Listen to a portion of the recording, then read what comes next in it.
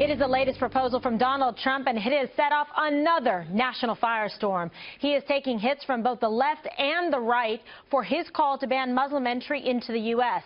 But he is firmly standing by it, reminding his critics, we are a nation at war. Donald J. Trump is calling for a total and complete shutdown of Muslims entering the United States until our country's representatives can figure out what the hell is going on. Trump compared his proposal this morning to FDR's policies of World War II. We can't live like this. It's going to get worse and worse. You're going to have more World Trade Centers. It's going to get worse and worse, folks. We can be politically correct and we can be stupid, but it's going to get worse and worse.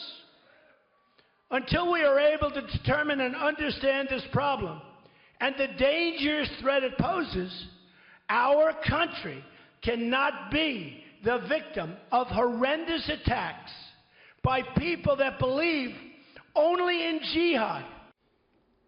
Okay, one of the very few times, actually, Donald Trump has spoken from, written or prepared remarks. Reading some of those comments there as he declared his policy position regarding the entry of Muslims into the United States, specifically referring to those that would seek entry versus people who are already here legally. Okay, so Dana, take us through the communications aspect of this. Well, I would say that no one knows how to step on a negative Obama news cycle better than Donald Trump.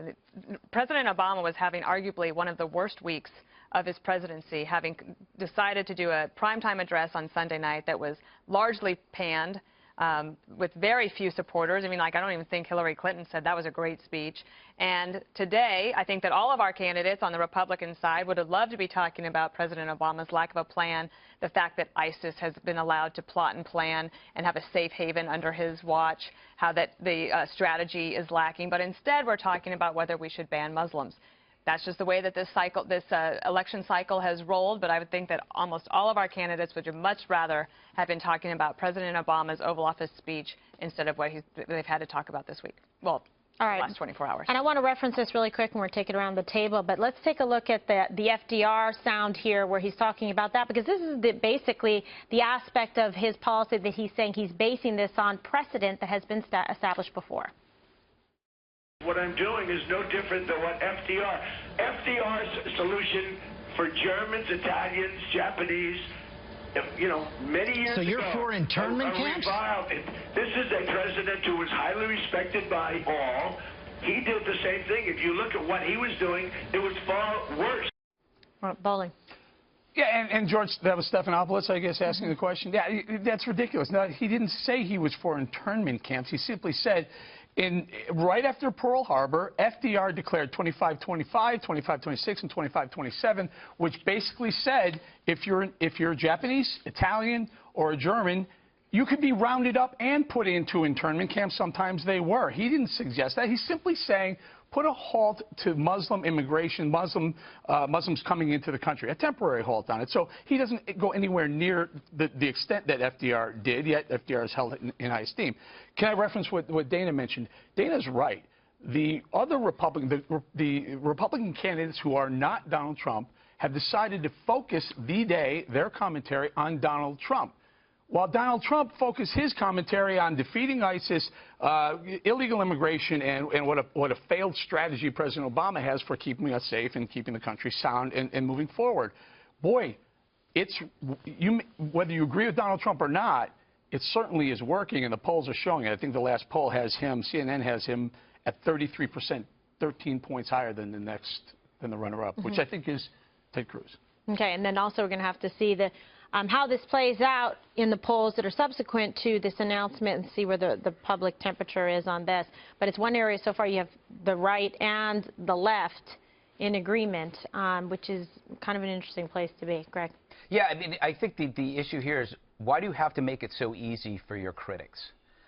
Like Dana said, this was an amazing week to watch Obama implode.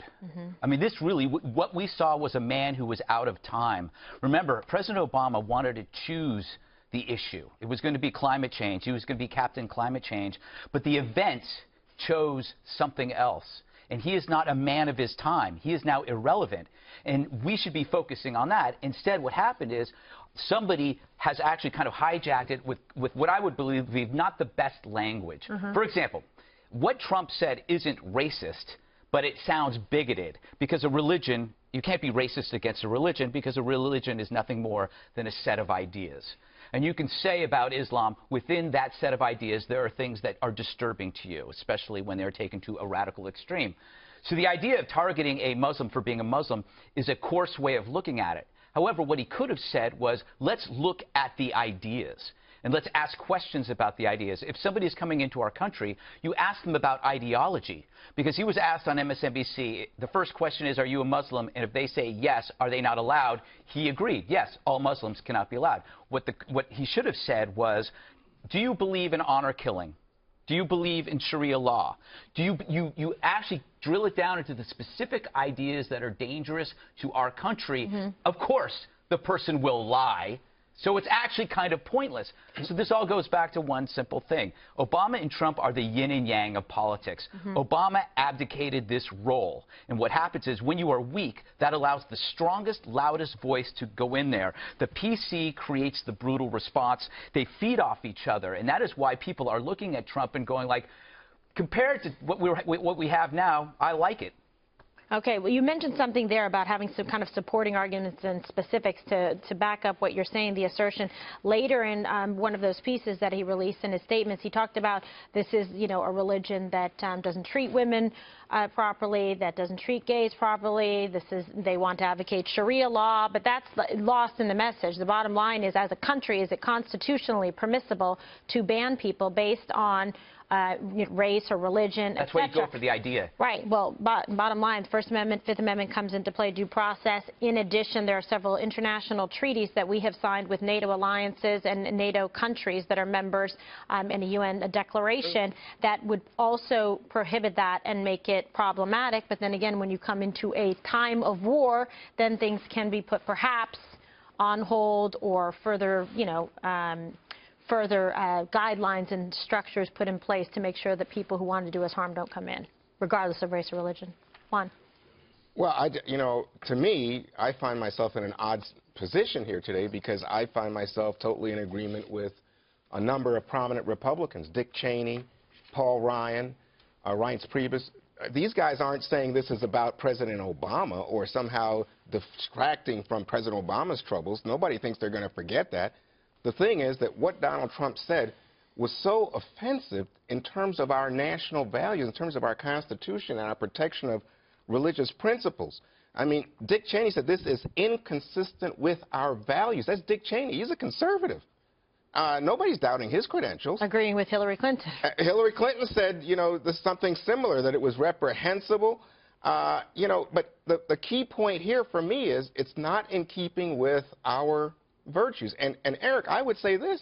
You can go back to FDR, but the Supreme Court has ruled that essentially you're validating racism is the way the decision read with regard to the treatment of the Japanese during that period. Listen, and don't forget that I didn't invoke FDR. Actually, who did invoke FDR was based on Donald Trump saying it didn't go as far as FDR went. We know he's not suggesting we round up Muslims and take their. By the way, also not just the internment camps, also took their property too back in 1944. Is he suggesting that if somebody, I know that Dana's very, you know, supportive of Ayaan Hirsi Ali, if she's a Muslim. She's a Muslim who speaks out against Muslim. Huh? I think she's agnostic. Okay, but I think she was a Muslim. Okay, she leaves the country. She comes back in. Someone who speaks out aggressively against Muslim extremists, we're saying, oh, you're a Muslim. I believe you're out. I don't. Well, no, I don't think you're out permanently. The way I understand it. Listen, I don't know. I'm not trying to defend or outline Trump's plan. What I understand it to be, and I could be wrong, is that a temporary halt on Muslims coming into the country. This is the best advertisement that ISIS could ask for in terms of anti-American sentiment worldwide. And I think that all of us should agree on that and not get locked in to the politics here in the United States. This is really offensive, and I think that's why a Dick Cheney and a Paul Ryan are standing up and speaking out as strong because they don't want the Republicans. party defined by that. But ISIS is going to do what it does, okay? They've got, bloodlust for all Western ways and for the United States, and that's not. I think you're being a little harsh on ISIS, Kimberly. Oh, I'm sorry. Let me say. I think that this is just another example, and I said that from day one, on June 16th, almost 6 months ago, that when you are loose with your commentary or your plans and you are in the front runner, then you put your supporters in a position of trying to come up with, well, I think he means this, I don't know, I'm not really sure, and it makes everybody have to scramble to try to support him, and that, to me, seems a little bit unfortunate. I also think that what Trump, I think, if you want to really figure out a way to help this situation, focus on the fact that government incompetence in this administration allowed for Saeed Farouk, who was born in America. So we are talking about, we are in the aftermath of a terrorist attack. We have barely even given any commentary and focus on the victims of a terrorist attack on American soil. Now we're talking about banning Muslims from coming. Does that include King Abdullah of Jordan? Would he not be allowed to come in? What about Dave Chappelle? And then so you start going, like, what are people going to be able to go into the Oval Office and say, okay, sir, wait, what about this one? What about that one? Could this one come in? And what does temporary mean? What are you looking for? When is that going to end? Well, the bottom line is we have a serious problem in this country, and there is definitely some laxity and problems that they didn't spot this terror attack, and they should have. The planning, the money trail, the radicalization, we have to do a better job at that. You have over 20% of the people coming into this country on K-1 fiancé visas, which have very weak requirements. Take a look at that. Terror and jihad will always take the easy path, and that's a way in and access to the United States. So take a look at it. I don't care what your skin color is, race, religion, etc. Do background checks. Don't have an epic fail like going to check this woman's address in Pakistan that did not exist, and she came here anyway, and they're practicing at the firing range, and they have a house loaded with IEDs and pipe bombs and to kill first responders and everybody else. Like, wake up. Something needs to change. Yeah, but I think there's something something terrible in what was said here. Do we talk about barring Russians? I'm talking about what I had to say. Do we talk about barring Russians during the Cold War? They watch it. Do we talk about barring, the Chinese? No, they're picking. He's picking on Muslims, picking on specific faith. I mean, to me, this is like when William F. Buckley said, you know what, you John Birchers, you're not Republicans, and you're not allowed here. I think Reince Priebus and the RNC should say, you know what, we are cutting ties. We are condemning him. And I think that's what we said today. Republicans have been reluctant to speak out against Donald Trump, but today we saw something. That's not true. There's been plenty of opposition and candidates coming after him for a while. Juan, like him or not, and Republicans and GOP previous and the rest of them can love him or hate him, Donald Trump delivered these comments after he originally made them, and then he went last night, he went to South Carolina to an audience of tens of thousands who gave him a standing ovation after that speech. What do you think that means? Hold on, but here's what I think it means. Jeb Bush this afternoon said this is not just about the blowhards just saying stuff. That isn't program. That isn't a plan. To a room of about 90 in New Hampshire. John Kasich to a room of about 100 in South Carolina had similar comments. The point is, it's resonating. People are buying what Donald Trump is selling. Eric, demagoguery and hatred and fear-mongering sell. You can make a movie about this that people will watch. It's not good for us. It's not good for America. Also, there's a pattern that we're seeing. Whenever he says something that is incorrect or exaggerated, his fans revert to the size of the audience he says it in front of. If you know that it's true and if you know that it's right, you don't need to reference the group of people there. By the way, I'm all for fear-mongering. I think that everything that Kimberly said was dead on and correct. The problem is fear-mongering gets smeared when you can't be specific about what you should be scared of and then provide eloquent and forceful solutions to what you should be scared of. And that's the problem. When you just say, stop all Muslims, you actually are giving fear-mongering a bad name. When fear-mongering is exactly what we should be doing, it is important that we get scared and then we act accordingly. Actually, and I agreed with Donald Trump last week when he was very forceful in talking about calling it radical Islam and extremist, and he said we should do that. But, okay, then he erased all of that yesterday by saying we should not let any Muslims come in. Because the bottom line is you're looping, you're putting them all together,